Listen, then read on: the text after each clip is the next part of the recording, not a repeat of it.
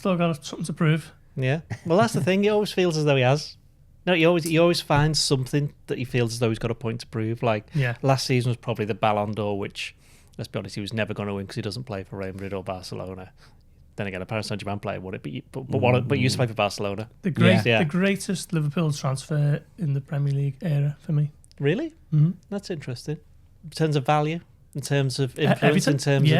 I mean, he's been the top scorer every season in a period that has only been rivaled by the 1980s in terms of success across a sustained period.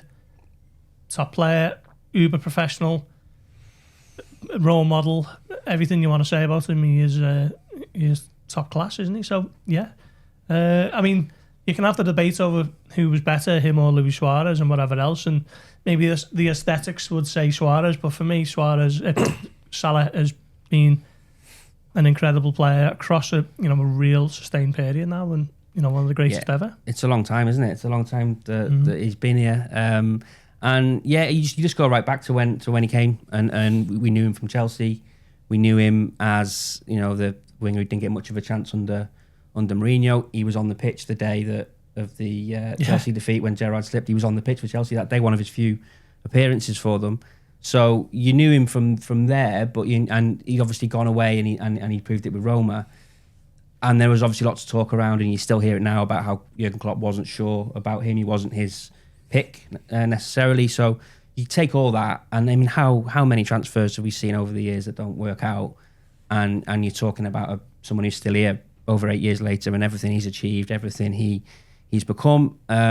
He third now in the all-time list, all-time scoring list. I mean, that's another thing. He'll be chasing. He'll never get number one, I'd imagine. Ian Rush is a bit too far ahead, but says the Welshman. Yeah, true. Yeah. I've got to get him in somewhere. Is he on there? No. But he, everything he's done, and I think Paul's right. Really, everything he's stood for over.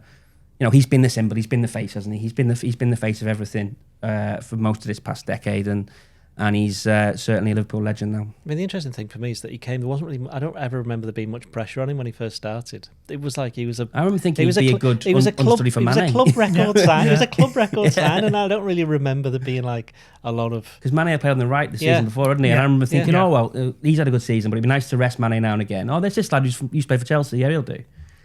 The other thing about Salah is that because obviously this is his 9th season with Liverpool, he has had to evolve into several different players.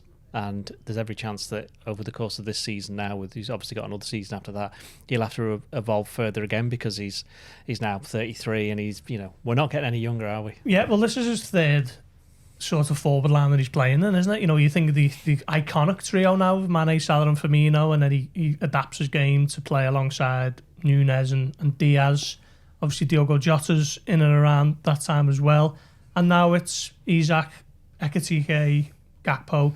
So he's had to develop his game again. And I think this might be the most challenging development for him because Isak, in particular, has been bought with a view to life after Salah, which has never really been the case with anyone else who's come in. So it's always been that these players serve as Salah, essentially. And, of course, he's creative and he gets assists himself. But now he's having to adapt to an eventual time where Isak is the main goal scorer of this football club. So Salah's never had to do that before, so we'll have to change and adapt and develop. But I think he's shown enough over the last, particularly 2 seasons, that he's just as much of a creator as he is a goal scorer now, and he will have to do that for the next 2 seasons. This is the Blood Red podcast from the Liverpool Echo, giving you the inside track on all the big talking points from Anfield.